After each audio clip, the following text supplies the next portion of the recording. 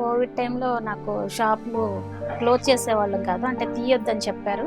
అందుకని అప్పుడు కొంచెం చాలా ట్రబుల్ అయ్యింది. ఆ 3 ఇయర్స్ కొంచెం ఇబ్బంది పడ్డాను. ఆ తర్వాత నుంచి నేను కొత్తగా నేను స్టార్ట్ చేసుకున్నాను.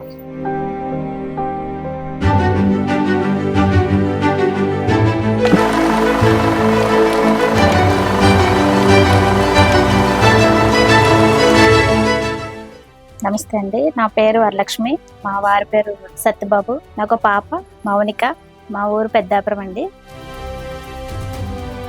కోవిడ్ టైంలో నేను ఇంటి దగ్గరే కొంచెం కర్రీ పాయింట్లో పెట్టుకుని ఎవరికైనా క్యాటరింగ్ అది చేసివ్వడం, టిఫిన్ అది నేను ఇవ్వడం అట్లా చేసేదాన్ని. అలా చేసుకుని నేను రోజువారీ కొంచెం అమౌంట్ అంటూ సంపాదించుకున్నాను. స్టార్టింగ్లోనే నేను ఎట్లా షాప్ ఉండేదో అదే మళ్ళీ నేను చేయాలని ఆలోచన నాకు వచ్చి అది చేసుకుంటూనే షాపు రన్ చేసుకునేదాన్ని. మళ్ళీ ఎవరైనా ఆర్డర్స్ ఇచ్చినా నేను అది వాళ్ళకి చేస్తూ నేను ఈ షాపు రన్ చేసుకుంటున్నాను. పెళ్ళిళ్ళకి వాటికి కూడా నేను వర్క్ చేస్తాను. ప్రింటింగ్ వర్క్ కానీ, అట్లానే ఎంబ్రాయిడింగ్ వర్క్ కానీ, అలాగే హ్యాండ్ ప్రింట్ కానీ, హ్యాండ్ వర్క్ కానీ, ఇవన్నీ నేను బయట చేయించి నేను కస్టమర్లకి సప్లై చేస్తాను.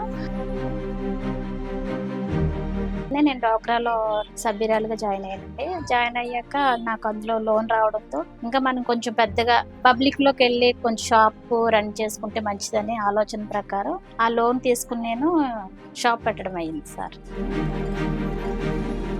ఎస్ఎస్జిలో లోన్ తీసుకున్నానండి. 1,50,000 వచ్చిందండి. సమైక్య లోను 50,000 వచ్చింది. ఈ 2 లక్షలు కూడా నేను బిజినెస్ లోనే పెట్టుకున్నాను. షాప్ పెట్టుకున్నాక శారీస్ క్వాలిటీ అది నచ్చి అందరూ రావడం, నాకు బిజినెస్ చాలా సక్సెస్ఫుల్ గా రన్ అవుతుంది సార్. లాభం గురించి నేనైతే చూసుకోలేదు. వచ్చిన లాభం కూడా నేను పెట్టుబడి రూపంలోనే పెట్టుకుంటున్నాను. నాకు నెలకు 5,000 మిగులుతుంది. ప్లస్ ఆ 5,000 కూడా నేను ఈ బిజినెస్ లోనే నేను పెట్టుకుంటున్నాను.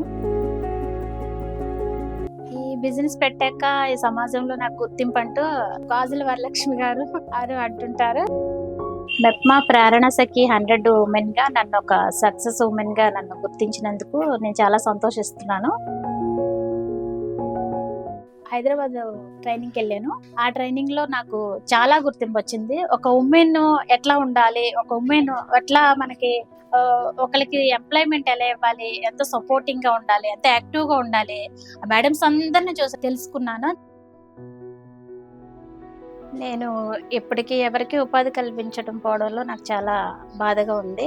కానీ రానున్న 5-10 సంవత్సరాల్లో నేను ఈ షాప్ని ఇంకా డెవలప్ చేసుకుంటాను. దానికి తోడు నేను ఒక 10 మందికి ఎంప్లాయ్మెంట్ ఇస్తాను. మెప్మా వారికి, డ్వాక్రా వారికి, మన సీఎం నారా చంద్రబాబు నాయుడు గారికి నా నిండు కృతజ్ఞతలు.